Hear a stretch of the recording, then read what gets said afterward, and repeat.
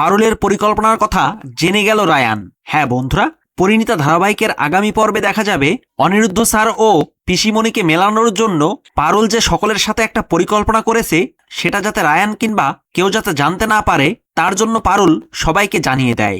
কিন্তু রায়ানের ভাই যখন চা নিয়ে যেতে লাগে তখন রায়ানের সাথে ধাক্কা লেগে সে পড়ে যায়। তখন রায়ান তার কাছে জিজ্ঞেস করে, এত রাতে চা নিয়ে কোথায় যাচ্ছিলি তুই?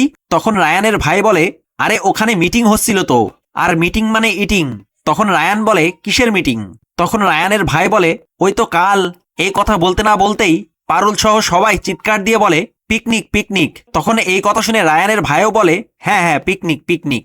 তখন এই কথা শুনে রায়ানের মনে বেশ সন্দেহ হয়, আর সে মনে মনে ভাবে, রাত দুপুরে সবাইকে ডেকে শুধু শুধু মিটিং তো হচ্ছিল না, নিশ্চয়ই কোনো ঘোর পাকাচ্ছে এই জন্তুটা।